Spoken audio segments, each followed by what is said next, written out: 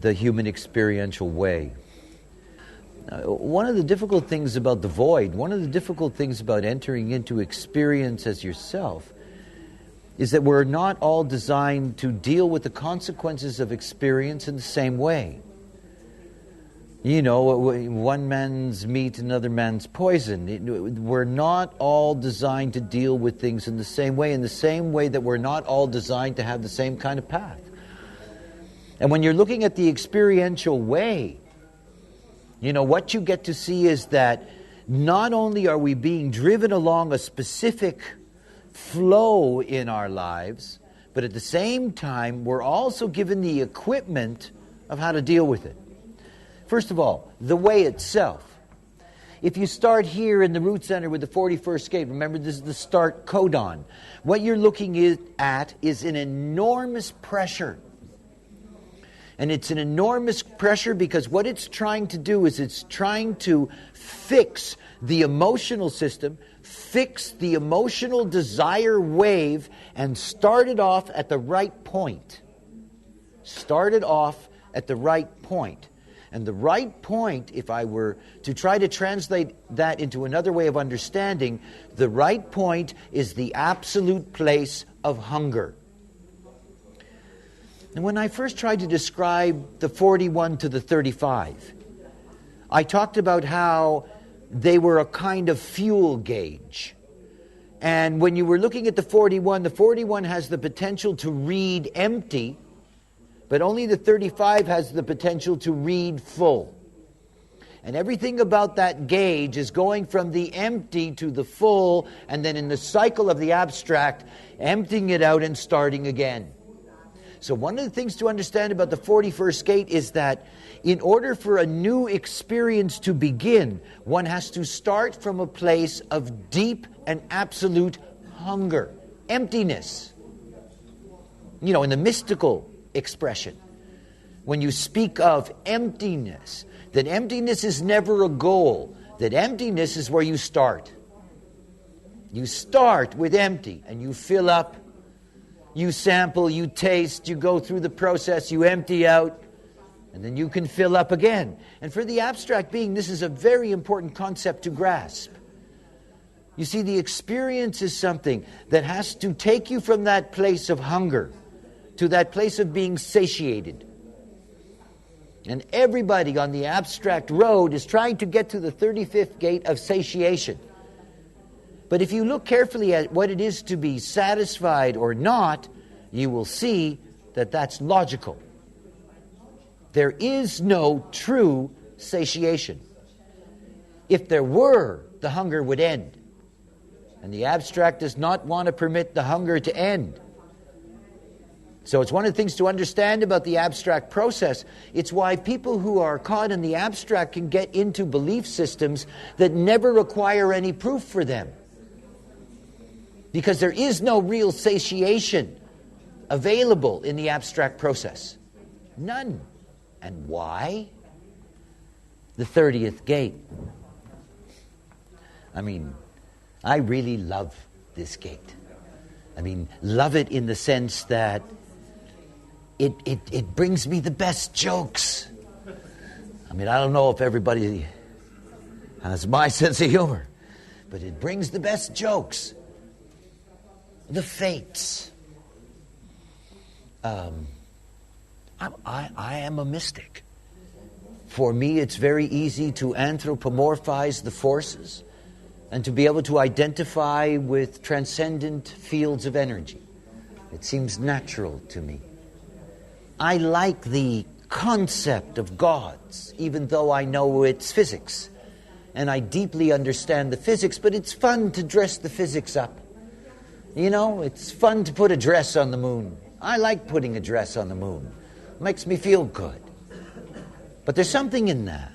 The fates, they're fascinating.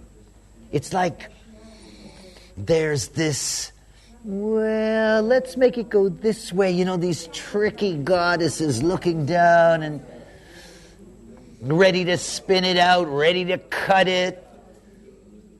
And it's the thing I love so much about the 30th gate, because the 30th gate stands there and says, you think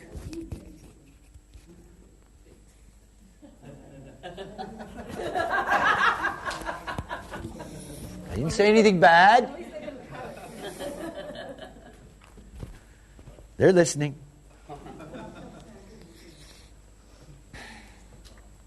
The 41st gate says, desire.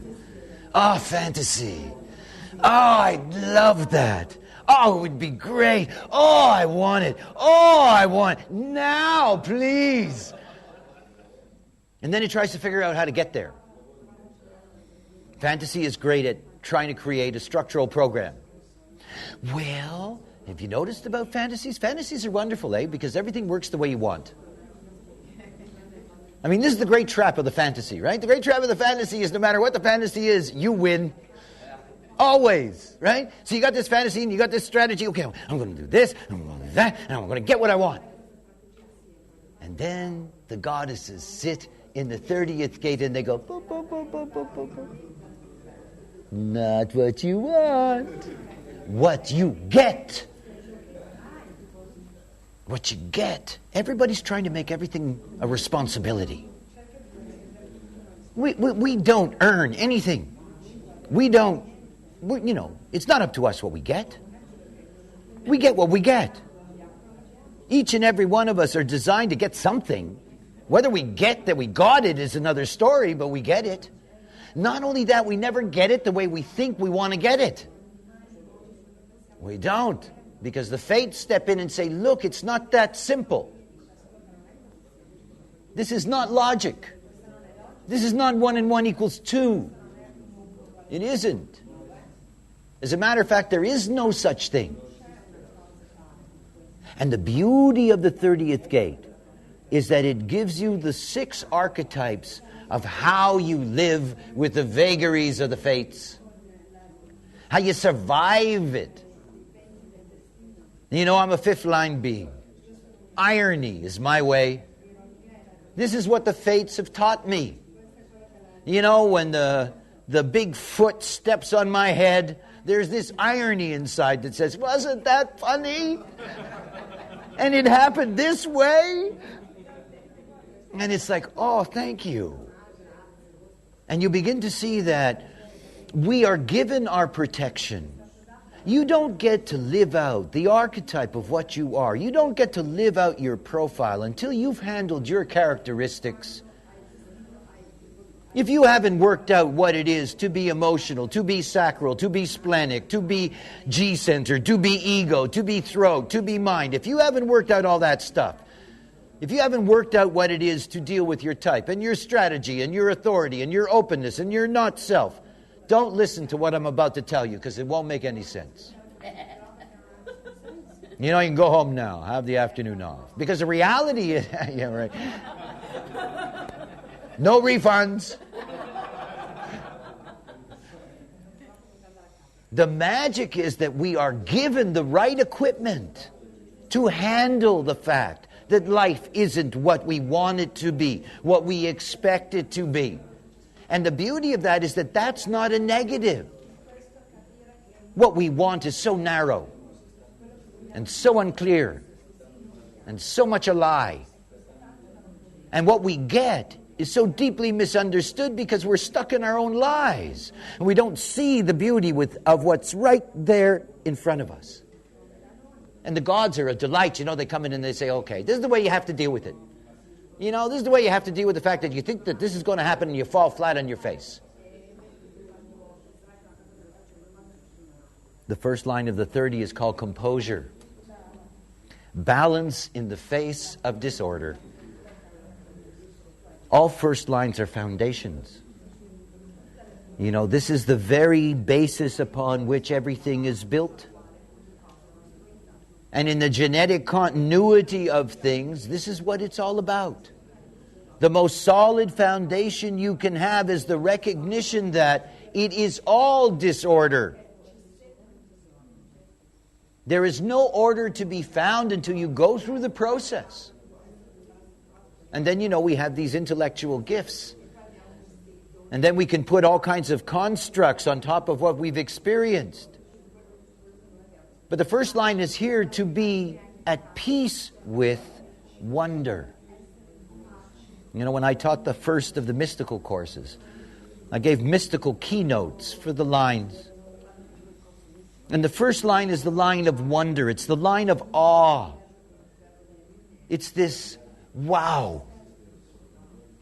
And you see, the whole thing about it is that this wonder, this awe, is absolutely essential. When you're walking down and you suddenly fall flat on your face, the wonder of it.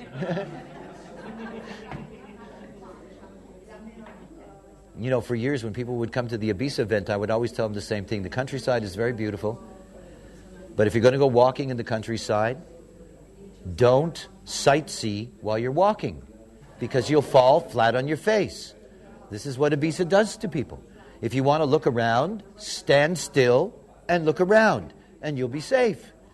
And you know, this is one of those wonderful moments where, you know, you get to see what the fates do and how you deal with it. You know, there you are walking along and you're looking around, you fall flat on your face, you know. Bells go off. The fates are always getting in the way, and you never know what you're going to fall into. You don't. It's all disorder. It's all chaos. That's what the abstract sees. You know, whenever I'm dealing with abstract people and I tell them, you know, there's this order and everything, and they say, chaos, chaos. Because that's what the abstract way is. That is what it is to be human. To be human is to walk along in this huge chaotic mess. But you know, if you're going to be a first-line being and you're going to be an investigator, you have to be calm and composed in order to investigate. This is your way. And it's not like you can decide. If you've got a first line in your profile, you cannot decide to be composed in times of disorder. Nice concept.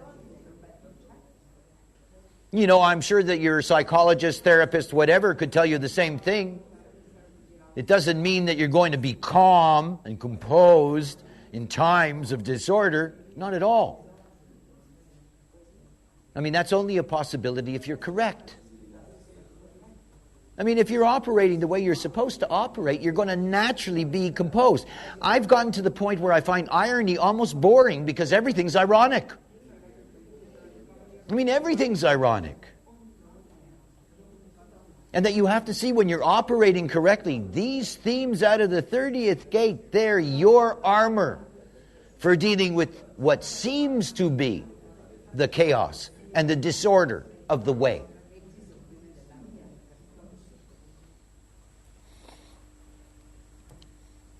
The second line is pragmatism. And this is not balance in the face of disorder, but this is balance between extremes. Pragmatism is always about finding the balance between extremes. So what happens to somebody who meets this fate? What happens to somebody who is a second line? What are you going to get in this life? Extremes. Ask any second line being. They'll tell you. And you see, for you, it's being able to find the balance in that. But finding the balance doesn't mean that you're automatically balanced when you're going in. Remember that you have to practice. And you go from one extreme to the other until finally you can get to that place of balance. And you're not going to get there unless you're operating correctly. I mean, there's nothing more horrible than the 30th gate. I watched, when we had the Uranus and the Neptune transit to the 30th gate, what kind of impact that had on people. They were going nuts. They don't like it. And all these people had all these plans. I mean, after all, dealing with an organization, I deal with a lot of this, planning and this and that, and things would go wrong, and people would have crises, and it was all over the place. And then everybody feels like, I'm lost, because something gets in the way and you didn't expect it. But life is like that. There is no clean line in life. I mean, you've got all these intersecting fractal lines. You've got all these forces flying around. It's never what you think. That's why this whole business about following a path, a way, what's the point? You're only going to discover that it's not true. Or you're going to lie to yourself because you want it to be true. But it's not you.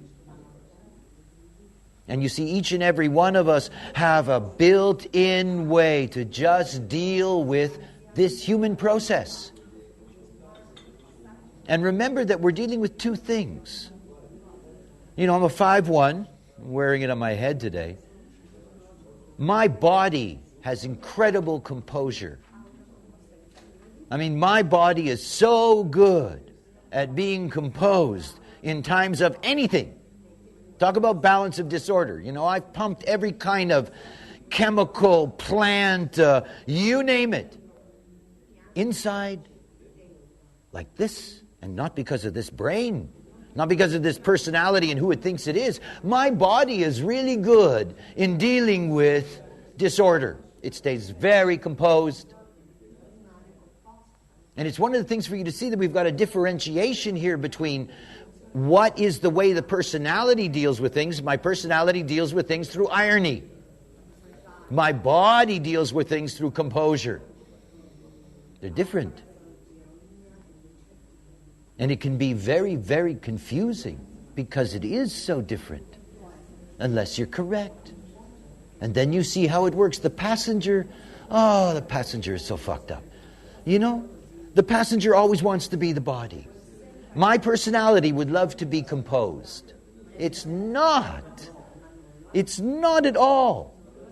It's full of all kinds of irony and nonsense, but it's not composed. You know, my form, that's something else. But my personality looks at that and says, hey, how come you and not me?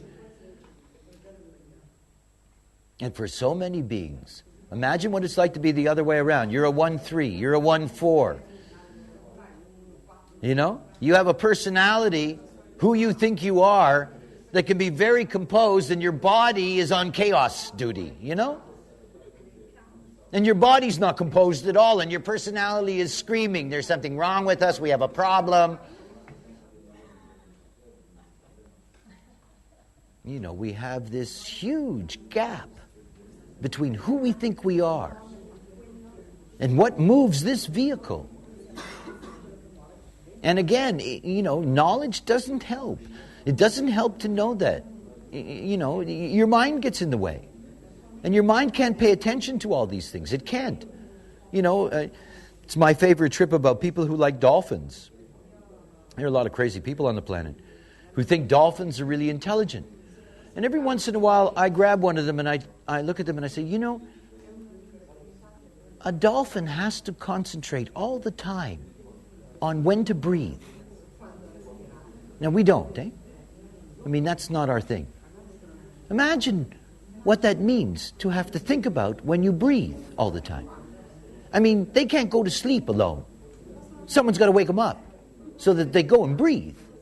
Now, if you're spending all your time thinking about breathing, you are not dealing with quantum physics. You know, it just does not happen.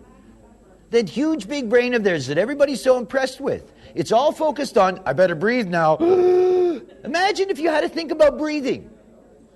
I mean, think about it. Imagine you had to think about breathing. Is it time? Okay.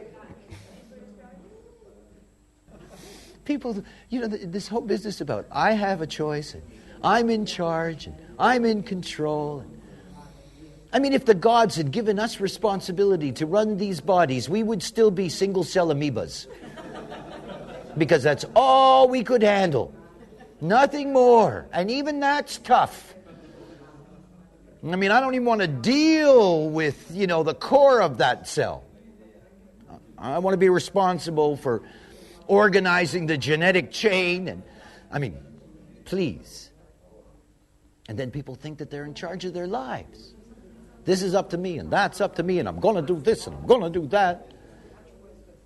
And then they say, no choice? Oh, that's not true. You know? It's wonderful. Extraordinary ignorance. But of course, to accept that you are choiceless and helpless is an extraordinary grace. I mean, it's not something easy for us. You can see that. We're not designed for that. It's not like it's given to us on a platter. Each and every one of us are simply given a possibility in form. to experience consciousness.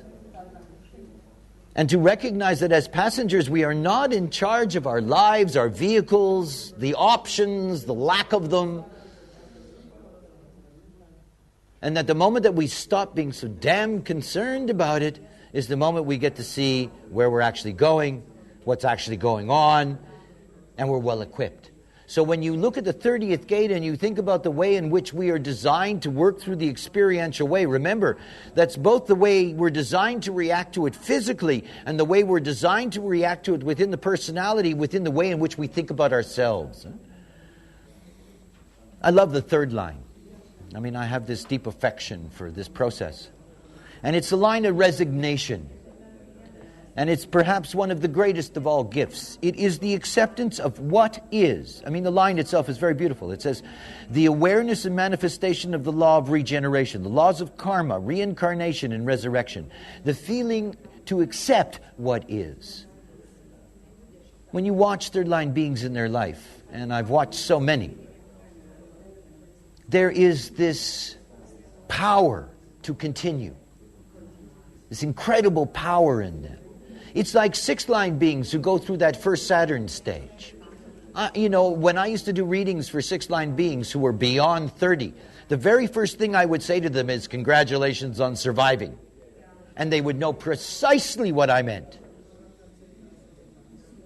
This third line process is really something, and it's rooted in the only way that you can deal with the trial and error of life is to realize there's no blame, there's no fault, there's no shame. That it's the way of discovery. And it's the way of unique discovery. It's very beautiful. And you have to see that if you're a third line being, no matter what befalls you in your life, that this is the only protection you have for your spirit. There is no other protection. It is what it is. Lao Tzu, shit happens. It is what it is. It's the beauty of acceptance. And then you cut away all of this, phony critical illusion stuff. And then you finally begin to see what's here to be seen. Anyway, it's a great line. Fourth line, burnout. Most people think of burnout as being very negative. I mean, it has that kind of connotation. But the thing about the fourth line being, and what you can understand from this line, is that they are here to go to the depth of that experience no matter what it costs them.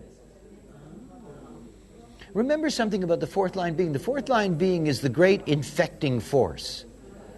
This room, you got a fourth line being comes in with a cold, everybody's fucked. I mean, the chances are that they're going to give at least 30% of the room that cold. Because they're carriers. This is part of their influence. Now, by the way, getting a cold from somebody is valuable. I mean, it's valuable in terms of the immune system. Not necessarily pleasant to go through it. The fourth line being has this capacity to be able to influence. But in order for them to have the strength to influence, they cannot just... Think about it another way. The fourth line being creates networks. This is the way that their opportunism works. They have these networks. And the whole thing about that network is that whatever experience the fourth line being goes through, they're not finished with that experience unless they put it out through the whole network. I mean, that's their role. I mean, after all, that's what their influence is all about. That's what they're here for. Now, most of them burn out on that track. Like the broken telephone story. There's a certain point where you just can't finish the circuit anymore. And it's very difficult for them. But burnout is not, in that sense, negative. But it does mean that when they're dealing with the experiential way, that their goal in that experience is about getting all of that information out as far as it will go. And again, the underlying theme of the experiential way is to get the information across to others, to share it.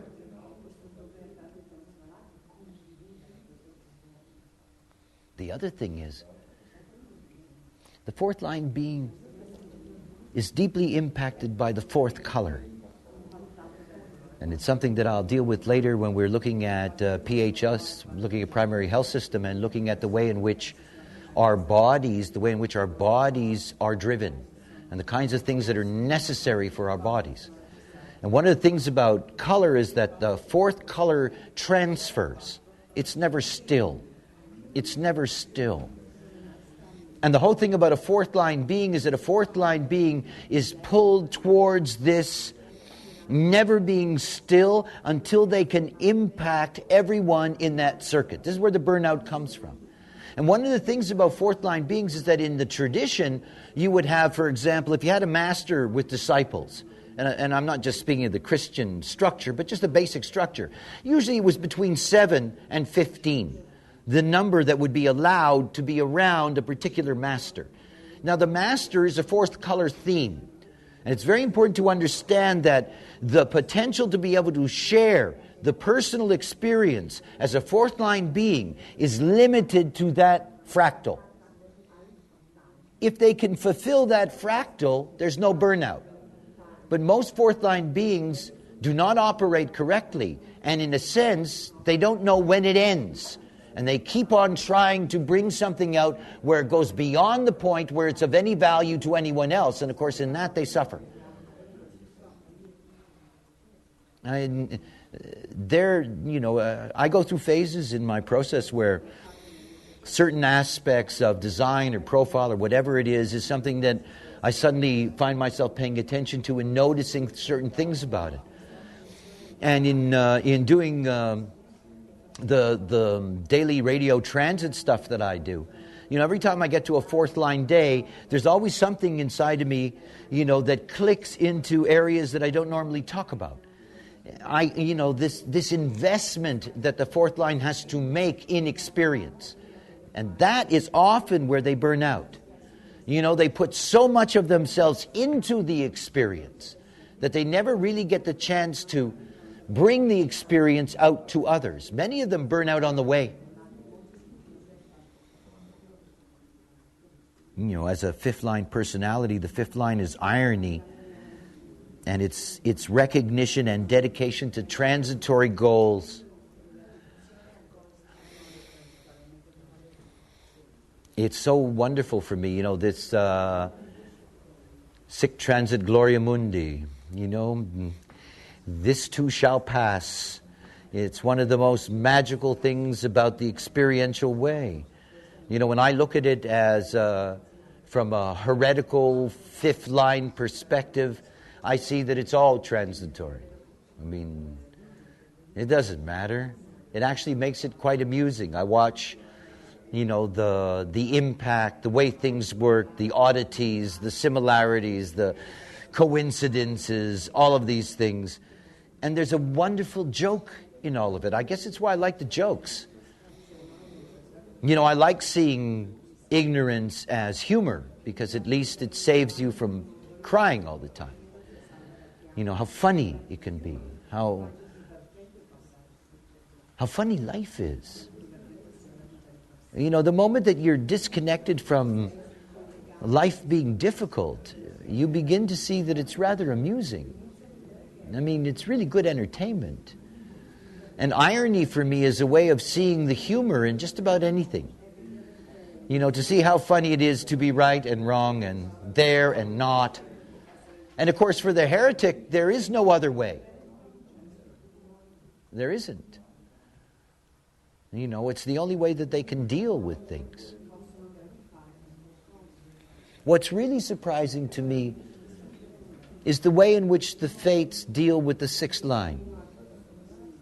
This line of enforcement, the discipline to maintain right action. And then you begin to see that until you get to the sixth line, the fates are just throwing spanners in the mix. They're just getting in your way. And they're getting in your way so you'll just simply differentiate. But the moment you see that focus on the sixth line, it changes. When it gets to the sixth line, it gets right back down to the basics. Right action is everything. The only way you're here to go through experience is as right action. There is no other way. Sixth line beings are the most vulnerable beings on the planet. They're the good to die young. And they're the old that die too soon. You know, this is a sixth-line being. Fragile as fragile can be. You know, like these kind of silver workers, you know, where they hammer the silver. You know, they get hammered for 30 years. And if you're really lucky, maybe something comes out of that. Maybe something comes out of that long enough that it can sort of sit up there on the roof. And it's very, very difficult to express how much pressure is actually on sixth-line beings without sounding alarmist. You know, it was like polio. You know, I used to do this bit, and then I got too many letters from people who knew people who were having this, and it was a funny feedback. You know, when I was a kid, when I was in grade school, was the polio epidemic, and you know, I can remember children getting it, and it was an enormous scare. And then, of course, the Salk vaccine came, and then you take these sixth-line beings that had polio, that were able to, you know, stop it, basically. And they would go up on the roof, and they would just basically deal with their handicap, whatever it brought to them as a handicap. And then they come off the roof, and all of a sudden, over the last 3 or 4 years, we hear about post-polio syndrome. And there's all these sixth-line beings who had polio when they were kids, where nothing happened for 20 years in between. They get to post-Chiron, bang, there it is. You know, and it's one of the things about the sixth-line process and how important it is to understand something. The enforcement of right action is never the privilege of a sixth-line being in their first 30 years. Because in their first 30 years, they don't live out their sixth-line theme. They live out the third-line trial and error of pessimism and martyrdom and trial and error and mistakes and all of that. And that every sixth-line being, when they get to their post-Chiron phase in life, has to meet exactly the same forces they met in that first Saturn cycle. But they have to meet it with the enforcement of right action. Oh, what a trap. Oh. See, those forces that you met before you went up on the roof, they're waiting. They're waiting. You know, it's like these animals that can't climb up the building, but they know at some point you're going to come off that roof. And they're all down there waiting. And it's not the same people. I mean, that's something to really grasp. It will be the same kind of archetypes. And you will see very clearly as a sixth-line being that those forces that were there in that first Saturn cycle, the forces that tempted you with love, with this, with that, whatever, the forces that hurt you, the forces that pleased you, whatever the case may be, they return. They return. And how you deal with them then, this is what it is to be a sixth-line being. The role model. The ultimate example. The ultimate example of what it is to live as yourself. And this can only be done through right action, and right action is not a concept. It can't be a concept. The mind is not connected to your feet. You can look at that chart endlessly and see that the mind has no access to a motor, that the mind can do dick. It's not supposed to. It's very good at juggling this and that. It's very good at feeding outwards. Right action is the action of the vehicle. It's about authority. It's about strategy. It isn't about anything else. I mean, I have this funny thing going on with the guitar player that I made my CD with. You know, he knew me 18 years ago. And at that time, I wasn't busy telling people about human design. And I don't see him for 18 years. He's a projector. And, you know, he's now very much back in my life, and he's devouring human design, which is really cute to watch.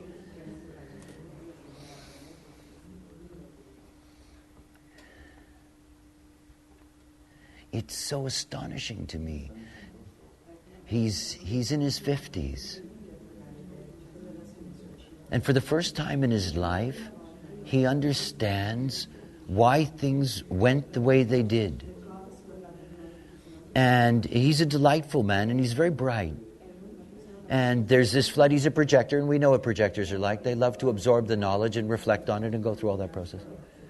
And he keeps on sending me reams and reams of his writing. You know, he's busily asking me questions and all of this.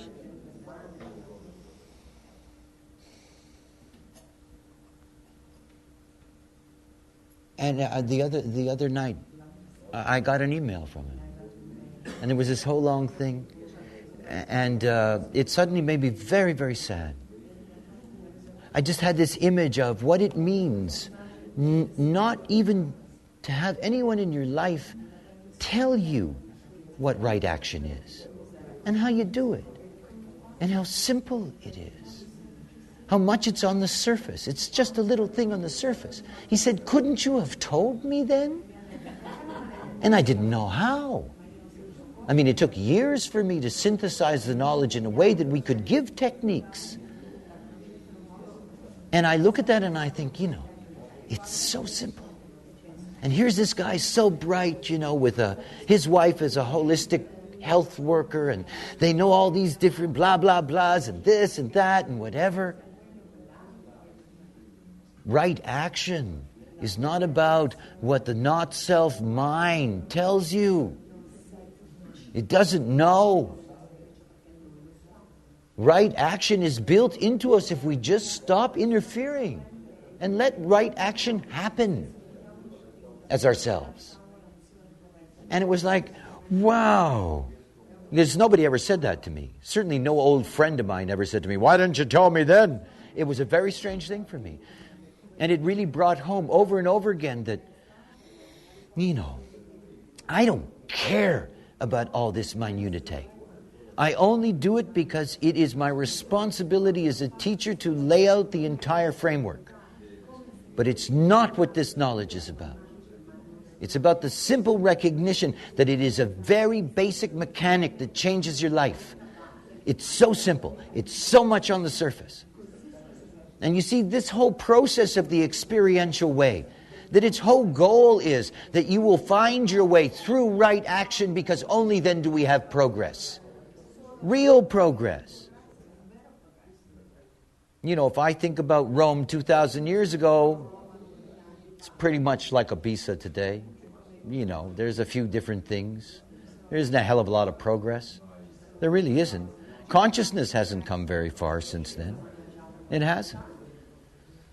You know, what has happened is that we have had a growth of information. We have a fabulous collection of information without synthesis. Just stuff.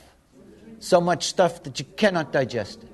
And because there's so much stuff you cannot digest, and because there's so much stuff from people who claim that they know what's good for you, that nobody gets to operate according to their design. They operate according to conditioning.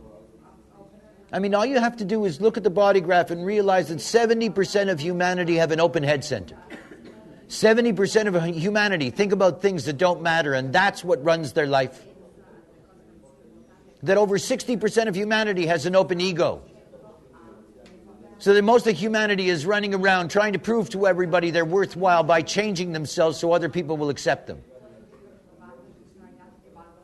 There is no right action. And then we think we have examples of right action in front of us based on the moralities that grew out of our lack of awareness. And we set them up as examples. That some old celibate fart that tells people that they can't have an abortion is suddenly an example. Of what? Only within the context of the morality. Nothing else. Not my example. I'm my example. See, this is the power of uniqueness. The power of uniqueness to defy conditioning, because conditioning has no right to be your authority. No God, no government, no partner, no child, no anything. That's right action. And you don't get there by thinking it. Because most people say, well, I'm going to do it, and they don't even know what that is. It was my old joke about people hating themselves. I used to say to them, look, get the joke. You're hating the wrong person. You don't know who you are. You've never lived who you are. You can't. You can't. Anytime you look at a chart and you see an open center, you see a wall that's standing between you and the truth. It's just standing there in the way. It's forcing you to look at things in a way that are not correct. I love this line of enforcement. You know? Because by the time you come off the roof as a 6-line being, you better be right action. And you better enforce that right action and enforce that right action in others. Yeah, we train all these kids to be alike. You go into a school. I know, I've been there. You know? Everybody gets taught the same thing regardless of their ability. You know? I mean, we're just homogenizing agents. We don't want our children to stand out and be different. We're afraid that they'll have a hard time. And we want them to be integrated. They want to be like everybody else. I mean, it's a sickness. And it's a sickness that's rooted in the deepest of fears. I mean, it's just fear. There's nothing more frightful than the emotional system. It's full of fear. You know, this is the whole human trip. This incredible fear of the process of life and the fear, the deep, deep fear of tomorrow. You know, they're afraid. So they spend all their time worried about this and that, and how am I going to do this and how am I going to do that? Instead of seeing that life looks after that. No, blessed are the Druids, you know, do without doing, everything gets done, so perfect. First time I heard that, I thought that was such nonsense. It's so true. It's so beautiful. Because it is the way. It happens. It gets done.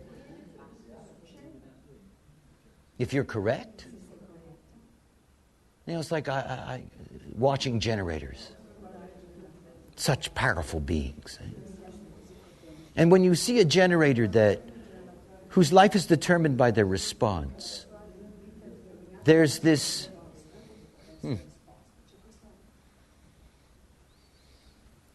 there's this surprise that's always in the air. I don't know how else to describe that. You know? It's like nothing's predictable anymore. It's one of the things I like about being around generators who are really into the knowledge. You don't know what's going to happen. You really don't. And it's delicious. Because I want to know what's going to happen. Surprise me. You know? Don't give me the same stupid question. You know? And don't give me the same stupid response. Surprise me with your uniqueness. And it's not like you can make that up. It's about just what happens. The moment I'm around generators like that, it's so clear to me, I have no idea what's going on. And I like it. And I mean, I'm very, very sensitive to the sacral.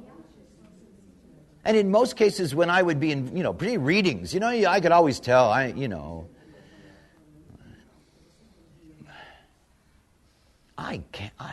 stopped doing them years ago. I can't do them anymore.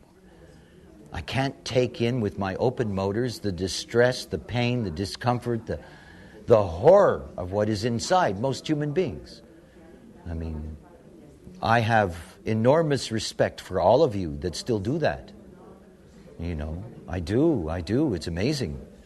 Because I know what it is to take that in over and over and over again. And you begin to see, my God, people live like this. This is their lives. And right action is not like it's a big deal. It's not like you got to sit on a mountain and you got to do this and you got to do that. And how interesting it is that for all of our intelligence as a species, the one thing that we avoid the most are simple truths. How we dislike simple truths. Well, it can't be that simple. JP said to me, you think that there's only 4 type? I said, yeah, there's only 4 type? Since there's 6 billion of us? Yeah. It's real simple, guy. It's real simple. It's right there on the surface. You don't go anywhere until you break through the surface. You don't get a role. It's my thing about furniture. I love that. Movie.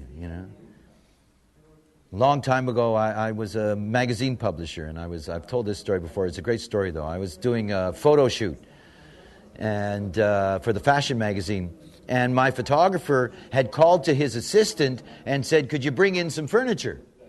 And I was waiting for sofas, and it turned out to be people, to be positioned in certain places in the background of the shoot. And it's very clear to me that most human beings are furniture. After all, it's like when you watch a movie.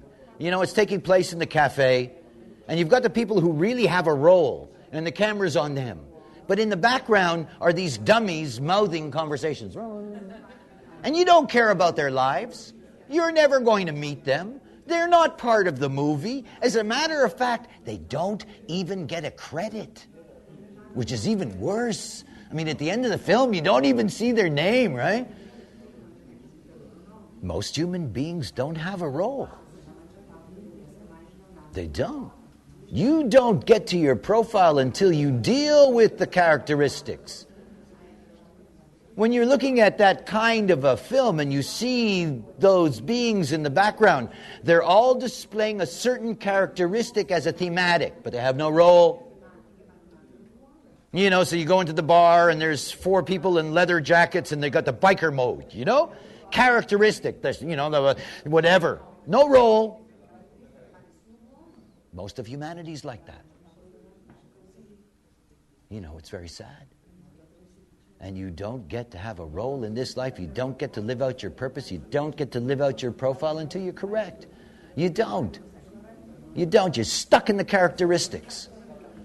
You're stuck in the problems of the characteristics, which is just, it's the kind of stuff you do until you die.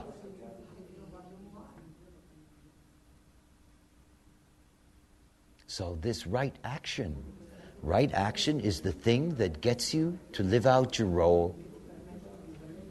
And of course, you don't know what right action is until you try. The beauty of the relationship between the pattern and the experience. You take a pattern, you try it out. You go through the experience of it, and then you can see. That's the whole job, is to get somebody, in all my trainings for teachers, for LDs, for analysts, it's always the same thing. If you can get them to go out the door and just try it, you've won. You've done your job. You don't have to do anything else. Because it's self-evident. But to get them there, we know. Long trip. All right, let's talk about the 35 and the 36.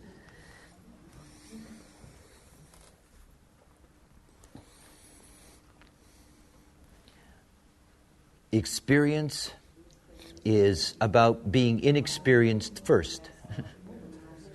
And the 36th gate is deeply misunderstood because it has a name called crisis. And because it's connected with our sexuality. And because it's emotional. And because it's unaware. It gets a bad name. It does. The 36 curse. However,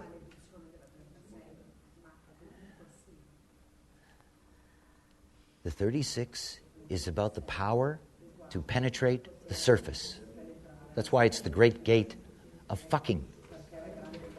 That's what it is sexually. It's about penetrating.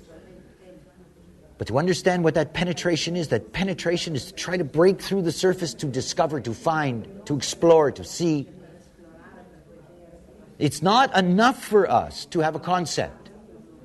It's like so many people who swallow philosophical concepts. But then it's impossible for them to live them.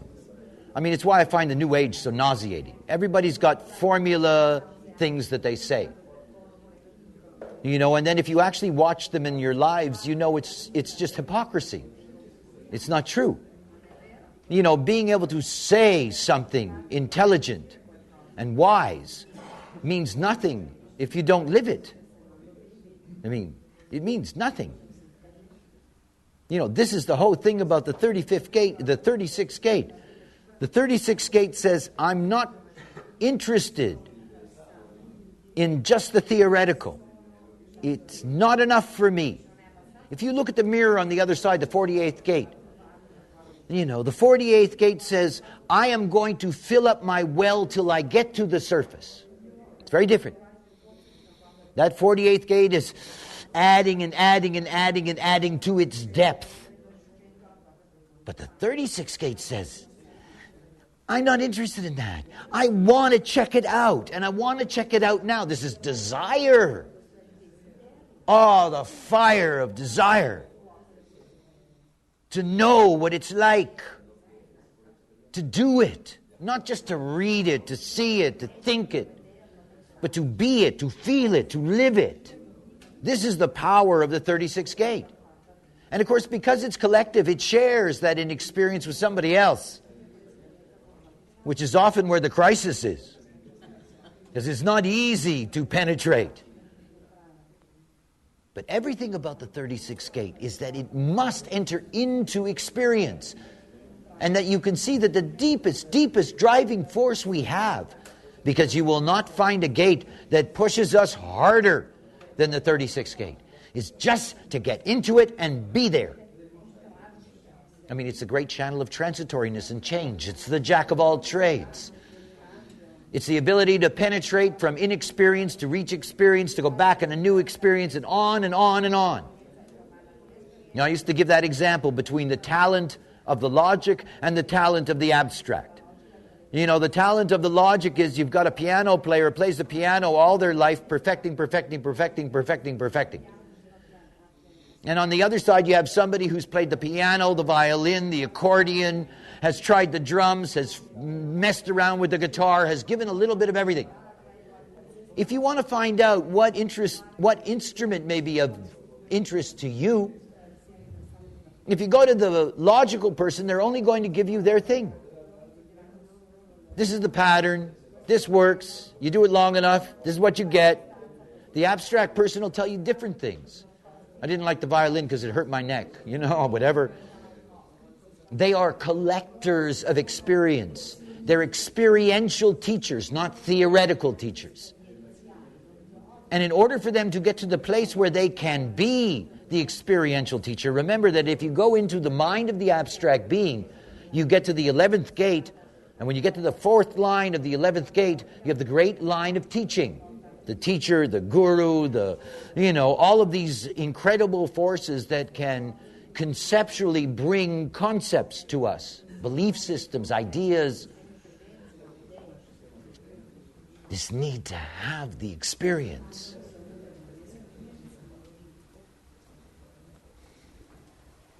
When you get to the 35th gate, the curse of the 35th gate is expectation.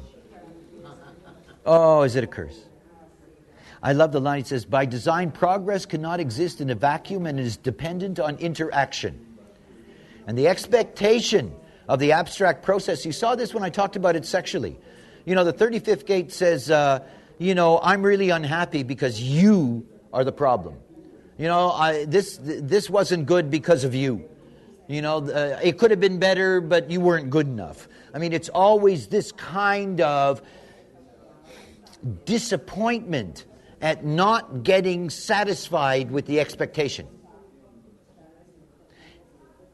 Right action eliminates expectation. But without right action, there is all this pain in the abstract life. Real pain, that it didn't work. That they worked so hard and they didn't get what they thought they deserved. It's always this, why didn't I? I did so much. How come they and not me? And on and on and on. There's this enormous expectation that if you can go from inexperience to experience, you should get a reward. Like St. Augustine's comment on patience, the only reward for patience is patience. The only reward for going from inexperience to experience is that you've gone from inexperience to experience. Good for you. Next. There is no reward. Not obviously. I mean, everything that you can see about the collective is that what the collective really tells you is that until you go through these processes over and over again through right action, that only when you're living on the mundane plane correctly, not isolated into artificial environments for the stimulation of this or that, but in the life, that over time, transcendence is something that comes with time. You can see that in the whole format here. This is the format of maturation. It takes time. There is no hurry. You know, it's like with the way we look at our children and their education. It's very clear to me that my sons, even my daughter, that I don't really care what they decide to do until they're 40. By 40, I figure they should know what to do. But between now and 40, we live in a different cycle. You know, it used to be that when you were 13 years old, you could be the master of your trade and the father or mother of children. That is not the case. You know, we have very, very long lives. It takes a long time for us to be able to assimilate this world now. It's so obvious when you look at men, because you see very clearly that men are boys until they get to 40. I mean, it's just obvious. You know, until they get to their Uranus opposition, they are still boys and not very bright. It takes time. It takes time. Everything takes time. And it's one of the things to see. It's like the beginning of anyone in this process, you know. You all know, I tell them right from the beginning, hey, no hurry, 7 years. It's quite a road. The only beauty is that it goes by so fast. Eh? I mean, it does. When you look back, it's always amazing how fast it is. Eh? It's like, whoosh, it's gone. Eh? But it takes time. This is the whole thing about consciousness. We have a lot to learn. We have a lot to grasp. And you can see the pattern for our consciousness development in the mutation of the sixth line being. I mean, that's where you can really see the way that it works. The first 30 years now, the old Saturnian cycle, where by the time you got to the end of it, you were old. This is childhood. This is childhood. With all the ups and downs and the misunderstandings and the trial and error and the mistakes and the problems and everything. So don't make up your mind who you're going to have children with, and don't make up your mind what your career is going to be, and give those first 30 years a chance to just be difficult, you know, without them being endlessly complicated. Just difficult will do. And then you get 20 years on the roof. You do. You get 20 years to sort of settle down. You survive the first 30. You can look at it from more and more distance. You know, you can begin to settle into the objectivity of what life is, what you need, what you don't need. And you can finally begin to see where you need to go in this life. But it's only at the Chiron. It's only when you enter into your 50s that it's possible to synthesize the life. And even that is a long process. It's really the Saturn at the other end. You know, when you think about the Chiron at around 50, 51, and the Uranian cycle is 84 years, you know, it's like another 30 years. And it's those years that mean everything. We honestly don't know that yet. I mean, after all, You know, this is a real revolution in the way in which we live our lives. We know that. We already have a problem with that. We have people who are living long. My mother, you know, my 93-year-old mother, you know, it's like, my God, you know, people really live a long time. And in the building that she lives in, there are all these ancient creatures. They don't die anymore. And even when they die, they keep them alive as vegetables. I mean, it's amazing. You know, we're all, you know, hanging on. And most people still think that when you get to 50, you're supposed to be looking at retirement. Hey, your life just began. It's a new cycle. It's a totally new cycle. And this whole business of right action, this is what the sixth line is here to teach us, because I tell you something, everybody else can see it, because if you know human design and you watch these people, you can see the ones who blow it, because you can go to their funerals. It's as simple as that. I mean, it's not nice, but it's true. You know, we are here to get it. And unfortunately for the sixth line being, all the pressure is on them because they are the role models. And unless they demonstrate the example in the collective, nobody gets to see it.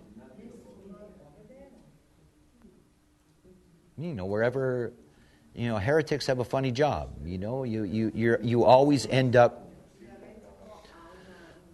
you know, trying to force beings who are not necessarily on your track to see what's necessary for them to change your life. It's like when I was first dealing with emotional people.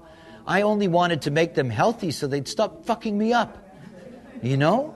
It was like, please, you know, get it together so that I can survive you.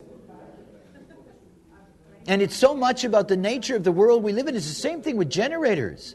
They make the damn planet. They are the life force. I mean, it would be really nice if they had right action.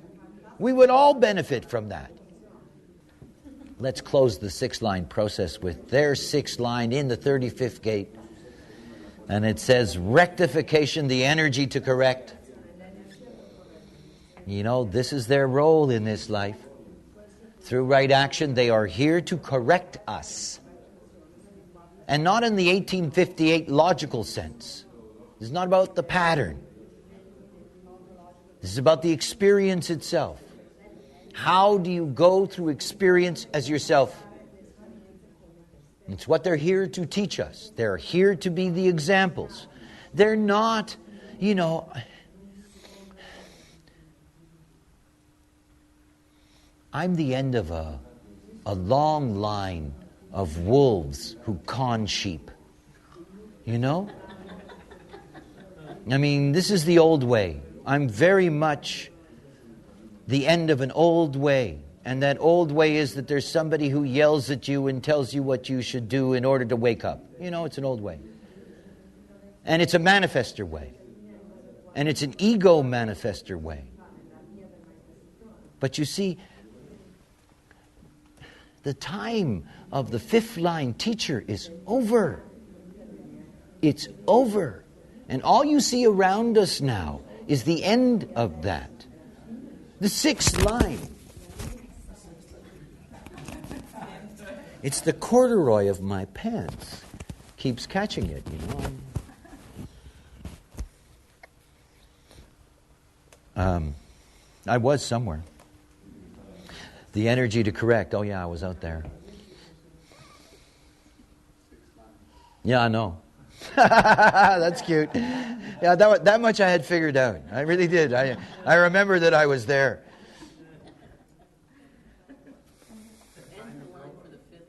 Oh yeah, thank you, sweetie. That's what I needed. The sixth line is not a teacher. You know? If you go through the whole progression see the way that it works.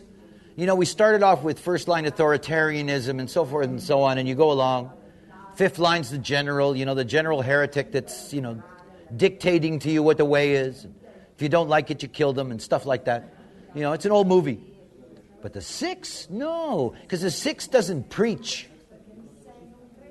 It's the hardest thing for a sixth line being to do, is to preach. You know? I mean, the fifth line is the seducer. You know, this is the hustle. You know, my greatest shock after The Voice, because I was in such a bizarre situation, the greatest shock for me was, am I actually going to go out and tell people that I know how things work because a voice told me? And do I actually have the balls to do that? I mean, you know, to tell people that, you got...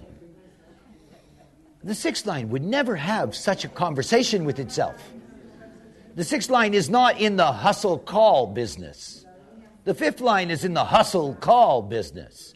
You know, hear my call. You know? The Sixth Line just walks by and everybody goes, they're different. You know, this is the teaching of the Sixth Line being. They're different. You know, and every once in a while, Sixth Line beings notice that there's somebody following them. You know, excuse me, I noticed that you're different. Could you explain that to me? That's what it's about. You see, ideally, we're each here to be our own example. We're here to be unique role models of what it is to be us. I mean, because nobody else can be you. And nobody else, you know, it's not like you have any past experience in being you. I mean, the personality gets to incarnate into different vehicles. You get no, you know, it's not like you're going to get the same one again. You don't.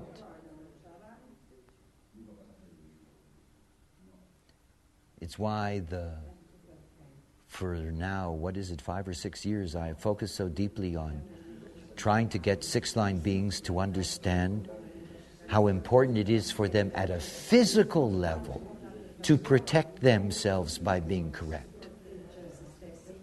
And you know, it's interesting, if you go to the global survey, and now there's 42,000 entries, and you look, you see the 1-3 and the 6-2, and there's more of them than the others. It's interesting, you know? It's just interesting. And you can see very clearly that, yeah, there is a deep, deep, deep need, you know, for the Sixth Line to figure out how to survive. I mean, how to survive. They all went through that first part of their life, and it frightens them that it could return. And they all know that, because they spend the 20 years between their Saturn and their Chiron running away from all of that to a place that's safe and secure. They do not want it to come back. And they only run away because they know it will come back. Oh yes, deep inside they all know that. And it does. And it's the only way that you get tested. I mean, this is, you know, mutation. When mutation shows up on the planet, doesn't happen all the time. When mutation shows up, the laws that govern mutation are very, very harsh. You know, mutation has to have an enormous staying power, or it's destroyed. It just is. You know, all Sixth Line beings are carrying as examples for the rest of us this deep mutative pressure. You know, I've tried to describe to you, if you look at the Sixth Line being historically, you see that they never came off the roof. They just got cold and colder and became those kind of hypocritical voices of do as I say, not as I do. And by the way, it wasn't that their advice was necessarily bad. It wasn't. But they weren't living it. They weren't living it. Wherever you look at a Sixth Line being, you see the potential of hypocrisy. It's always there. To say this and not live it. And you see, in a time of mutation, if you do that post-Chiron, the gods are going to kill you. And so they should. I mean, after all, this mutation is very, very important to all of us. We do have a different lifespan. Our lives are not clear in their first 30, 40 years. They're not. There is too much for us to absorb. There is so much for us to grasp. And to grasp in terms of our own consciousness and our own development in consciousness. And that the pathway for us is that synthesis is way down the road. And only when we get to that place, you know, I look at the the signposts in my life. When I had my Chiron return, I created Jovian. You know, my whole flowering in this business, you know, all of this stuff, it's all Chironian. And I'm not a sixth line being, it's just a pattern that's there and it's so obvious to me. And yet when I look at the sixth line beings in my life, you know, every one of them that I've been able to touch, I feel really good. I mean, I really do. You know, I feel like one of these people that goes into some poor village and gives them a shot of penicillin to save their lives. You know, it's like, woof, I'm so glad I could do that. Because we need them. You see, we don't need beings like me. It's such a drag. It's such a drag. It's so easy for people to become sheep. It's so easy for people to want to be, you know, just like the Jungle Book. You know, I want to be like you. You know, please. It's the trap of being a heretic. You know, that you have others that are dependent on your knowledge. The sixth line being, that's not what they're bringing us. They're bringing us slowly to the point of recognizing our own godhood. I mean, that's the whole point. You know, it's our image that we were created in. Each of us uniquely. To be a role model is to be like God. You know? I mean, it really is. Because there is nothing like you. It's a perfection. And it's a perfection that is a perfection in all of time. I mean, you know, this whole business about wanting to get out, man, I don't want to get out of this body. It is such a trip every day to see what's to be seen. It's such a privilege, such a grace in this life. I don't do anything. I'm just alive. Everything goes on. And I look around me and I see, wow, if we have sixth line beings that are that living example, there'll be all these beings that will finally see it. See it in the flesh. You know, out there with no attempt to be an advertising billboard. You know, it's one thing to say, hey, there's this guy giving this lecture, and there's another thing to say, geez, they're different, you know? The energy, the power of what it is to be correct. It's like good actors and bad actors. Eh? You know, you give an actor a role, and some of them butcher it to death. They just do. You wish to hell that they had never even been close to being given that role. And you have other actors who are given a role that was scripted by an absolute idiot. And somehow they manage to make it alive and beautiful. Profile is the script. It's a script. And you can act that script so beautifully or not. Or not.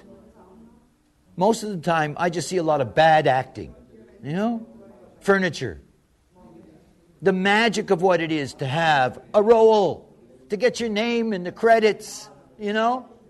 Hi, I'm here. You know, I'm a unique role. And it's all about role. Purpose is about role. There is no purpose unless you live out your role. None. You know, I have to live what's on my head, and I can't decide it. I just have to be it. As a matter of fact, at this point in my life, fortunately, I don't even have to think about it. It is me.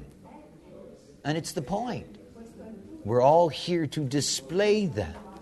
But when you see the way the sixth line operates in the experiential way, only then can you begin to understand how important it is for us, particularly as professionals, to nurture sixth line beings. I mean, they need that, and they need to be protected.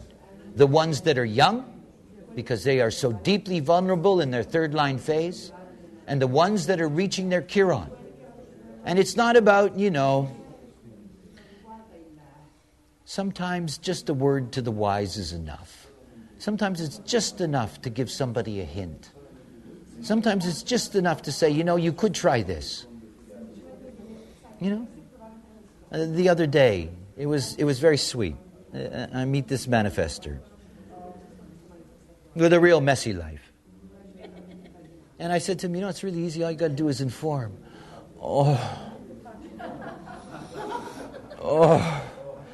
I can't do that. And I said, look, it's a trick. I can't do that. If you don't do that, you're going to hell in a handbasket, baby. They're going to beat you to death, All right, that's right. I mean, if... Just a little word to the wise. I mean, I didn't go through a 3-hour explanation about all this. It was just like, that would really change your life. But it's true. It's like saying to a generator, hey, look, why don't you just make decisions responding? You'd see that's really good for you, and they might go, I don't think so,